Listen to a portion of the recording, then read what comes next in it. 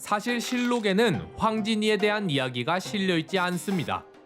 그녀의 이야기는 야사와 전설이 많이 섞여 있어서 진위를 알아내기가 힘든데요. 확실하게 알 수 있는 사실은 중종 때 시와 문예에 매우 뛰어난 한 기생이 있었다는 정도입니다. 하지만 그렇다고 황진이 얘기가 전부 거짓이라고 보기도 힘든 게 실존 인물의 서적을 통해 꽤나 그럴듯한 이야기가 전해지기 때문인데요. 실록에 존재하지도 않는 인물 얘기를 굳이 넣은 이유는 그녀에 대한 사람들의 관심이 워낙 높고 또 서경덕과의 일화가 유명하기에 서경덕 얘기에 덧붙이기 위함입니다. 따라서 이번 시간엔 황진이와 관련된 얘기를 엮어서 정리해 볼 텐데 어디까지나 야사가 섞여 있다는 걸 알고 재미로만 보시길 바랍니다. 황진이에 대한 기록 중 가장 오래된 기록은 허균이 쓴 식소록에 등장합니다. 허균은 선조, 광해군 때 활약한 인물로 홍길동전의 저자이기도 한데요. 이 허균이 당대 인물들의 행적을 모아 기록한 책이 바로 식소록인데 여기서 황진이에 대한 얘기가 등장합니다. 진랑은 개성에 사는 맹인의 딸이다. 허균의 아버지 허엽이 서경덕의 제자였기에 아마도 허균은 허엽에게서 황진이에 대한 얘기를 들었을 걸로 추측되는데요.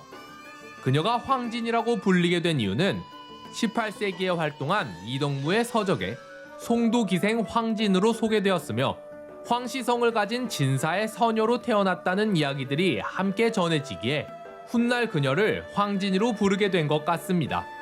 자, 그럼 본격적으로 황진이의 생애를 시작해볼까요?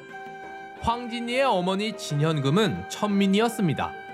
기생이라는 설도 있는데 일단 허균에 의하면 양반집 규수였다고 하니 기생은 아니었던 것 같고요. 아버지가 양민이고 어머니가 천민이라 신분만 천민이었던 것 같습니다. 그녀는 어느 날 황시성을 가진 진사를 만나 하룻밤을 보냈는데 앞불싸 덜컥 임신을 해버리고 만 겁니다. 그런데 그녀는 아직 결혼을 안 한 처녀였기 때문에 혼전 임신을 했단 사실이 알려지면 평생 혼사길이 막힐 터. 따라서 그녀는 아이를 지우기 위해 약을 먹는데요. 하지만 아이는 지우지 못하고 부작용으로 시력만 잃고 맙니다. 그렇게 현금은 결국 아이를 낳게 되니 그녀가 바로 황진이였습니다. 황진이는 어려서부터 시와 글에 뛰어났으며 거기다 유학까지 익힌 수재였다고 합니다. 개인적인 생각으로는 이 시대의 여성인데다 천민 신분으로 태어났으면서 글과 유학을 배울 수 있었던 걸로 보아 꽤나 넉넉한 집안에서 자랐을 걸로 추측되는데요. 하지만 아무리 공부를 잘하면 뭐합니까? 신분이 여성의 천민인데요. 따라서 원래라면 이런 재능을 썩히고 그냥 다른 천민 여성처럼 살아가야 했으나 황진이는 이에 굴하지 않고 자신의 능력을 펼칠 수 있는 길을 찾습니다. 당시 조선에서 천민 여성이 시와 문예를 펼 수 있는 길이 딱 하나 있었으니 바로 기생이 되는 것이었는데요. 조선시대의 기생은 우리가 영화나 드라마에서 보는 것처럼 그냥 매춘을 하는 여자가 아니었습니다.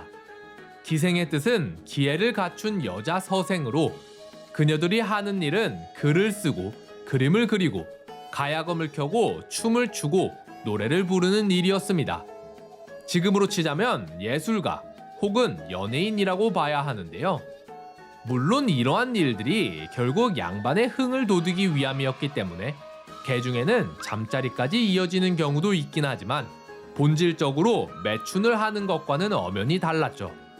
기생이 된 황진이는 송도에서 명월이라는 이름으로 활동했습니다. 특히 창에 매우 뛰어나서 명창으로 유명했는데요. 또한 외모도 무척이나 아름다웠다고 하죠. 이렇듯 여러모로 능력이 출중한 그녀였기에 그녀의 이름은 어느새 유명세를 타게 되고 그러다 보니 지금의 연예인처럼 수많은 구설수에 휘말리게 됩니다. 그렇게 황진이와 관련된 여러 전설들이 탄생한 건데요.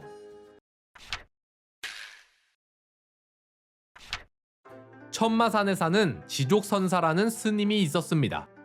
그는 30년 동안 벽만 보고 수행을 해서 득도의 경지에 오른 자였는데요. 심지어 불교계에서는 살아있는 부처라고 부를 정도였죠.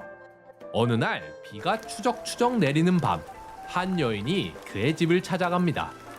지족선사가 문을 열자 거기엔 비를 잔뜩 맞은 황진이가 서 있었는데요. 비에 쫄딱 젖은 여인이 잠시 비를 피하게 해달라고 하는데 살아있는 부처가 이를 거절할 수 있나요? 그리고 다음날 어제까지 살아있던 부처는 그새 죽어버렸는지 파괴승이 되어버립니다. 황진이의 유명세에 걸맞게 그녀와 엮인 남성들도 모두 한가닥 하는 자들이었습니다. 처음엔 살아있는 부처, 그 다음엔 왕족이었는데요. 세종의 증손자 중에 벽계수란 자가 있었습니다. 벽계수는 풍류를 즐기던 한량이었는데요. 풍류를 즐긴다 하면 무슨 고귀한 것처럼 보이는데 그냥 노는 걸 좋아했단 거예요. 다만 왕족 출신인지라 지체 높은 양반 대접을 받고 지낸 듯합니다. 어느 날 황진이의 유명세를 들은 벽계수는 그녀를 품고자 했습니다. 그런데 어디 황진이를 품으려 했던 남자가 한둘이었을까요? 황진이는 당대 최고의 기생이라는 품격에 걸맞게 아무하고나 만나주지 않았는데요. 따라서 벽계수는 황진이의 환심을 사기 위해 전략을 짭니다. 벽계수는 원래부터 풍류를 즐기던 자였기 때문에 가야금을 잘 켰습니다. 따라서 장기인 가야금을 이용하기로 하는데요. 황진이가 지나는 다리를 알아낸 벽계수는 다리 옆 누각에 앉아 가야금을 켭니다. 그러자 발길을 멈추고 가야금을 듣기 시작한 황진이 멋들어지게 연주를 끝낸 벽계수는 애초에 황진이에겐 관심도 없는 것처럼 그녀에게 눈길조차 주지 않고 그대로 말을 타고 길을 떠나버립니다. 이대로 떠나면 분명 황진이가 호기심을 갖고 자기를 찾아올 터. 그런데 그때 갑자기 황진이가 창을 하기 시작하는데요. 답가를 부른 거죠. 황진이는 당대의 명창으로 이름난 자였습니다. 따라서 그녀의 노랫소리는 지금으로 치면 마치 아이유가 나를 위해 노래를 불러주는 것 같지 않았을까요? 그러자 벽계수는 노래에 홀린 듯 뒤를 돌아보는데 앞으로 가는 말 위에서 뒤를 돌아보니 그대로 굴러 떨어져 버리고 맙니다. 그렇게 벽계수의 망신살은 오늘날까지 전해지게 된 거예요. 황진이의 다음 타겟은 이사종이란 자였습니다. 황진이가 여자 명창으로 유명했다면 이사종은 남자 명창으로 유명했는데요. 어느 날 냇가에 앉아 창을 부르고 있던 이사종에게 황진이가 다가가 인사를 건넵니다. 그러더니 대뜸 계약 결혼을 제안하는데요. 황진이는 예로부터 3이란 수가 좋다고 하였으니 우리 집에서 3년, 너네 집에서 3년, 그렇게 6년 동안 계약 결혼을 하자고 합니다. 그리고 이사종이 이를 수락하자 둘은 6년간 함께 살다가 진짜로 6년째 되던 날 딱 헤어져 버리는데요. 약속대로 헤어지긴 했지만 6년이라는 긴 시간 동안 정도 많이 들었고 또 서로가 당대의 명창이라 통하는 점도 많았으니 황진이도 이사종을 쉽게 잊지 못했다고 합니다. 그렇게 그녀는 이사종을 그리워하며 시를 한 수 짓습니다. 지족선사의 벽계수의 이사종까지 황진이를 둘러싼 화려한 스캔들을 듣고 그녀에게 관심을 가진 남자가 한 명 더 있었으니 바로 소세양이란 자였습니다. 소세양은 성균관 대제학, 오늘날로 치면 서울대 총장이나 교육부 장관급까지 오른 대학자였으며 그 후 여러 판서직까지 역임한 고위 관료였는데요. 그는 평소에 여색에 홀린 자는 남자도 아니다 라고 자신있게 말하고 다녔다고 합니다. 그런데 황진이의 화려한 스캔들을 들은 그의 친구들은 그의 자존심을 건드리는데요. 명월이란 기생에게 빠진 사내는 누구도 헤어날 수 없다고 하던데 어떻게 그녀에게도 넘어가지 않을 자신이 있는가? 그러자 소세양은 기세등등하게 말합니다. 내 그 명월이란 여인과 딱 30일만 만나도록 하겠네. 그 뒤론 털끝만큼의 미련도 없이 헤어질 테니 두고 보시게나. 만약 하루라도 더 그녀와 함께 한다면 내 사람이 아닐세. 그렇게 소세양이 황진이를 찾아가 내기를 제안하자 황진이는 이를 수락해 둘은 30일간의 계약 연애를 하게 됩니다. 그리고 드디어 마지막 날 헤어질 시간이 되자 황진이는 시 한 수를 읊는데요.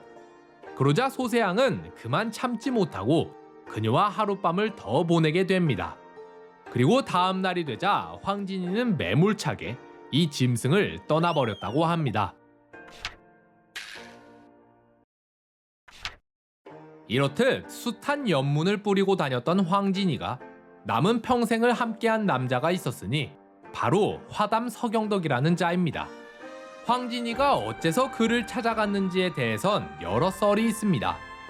먼저 애초에 황진이가 이런 연문을 뿌린 이유가 자신은 신분의 한계로 인해 능력을 발휘할 기회조차 없음에도 불구하고 나라를 이끄는 사대부라 하는 자들이 기생을 끼고 노는 모양새가 안 입고 와서 마치 도장 깨기를 하듯 각 분야의 현인들을 매혹하고 다닌 것이라는 의견이 있습니다.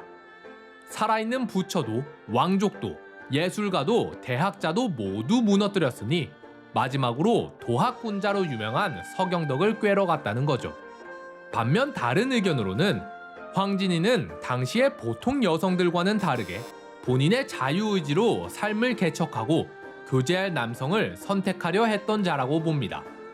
따라서 진정 남편으로 맞을 자를 찾기 위해 여러 남성을 만났으며 같은 이유로 서경덕을 찾아갔다는 의견도 있는데요. 이유야 어찌됐든 당대의 도학군주로 유명한 서경덕을 찾아간 황진이. 서경덕은 덕이 높고 학문이 뛰어나기로 유명해서 당대의 스승으로 불리던 자입니다. 그런 서경덕의 능력을 높이사 조정에선 몇 번이나 그에게 관직을 주려 했지만 서경덕은 한사코 거절하고 송도에 내려가 살면서 학문을 수양하고 제자를 기르는 데 매진했는데요. 그는 신분이나 성별에 관계없이 배우고자 하는 자는 누구든 제자로 받아줬습니다. 따라서 천민 여성이었던 황진이도 그의 제자로 들어갈 수 있었던 거죠.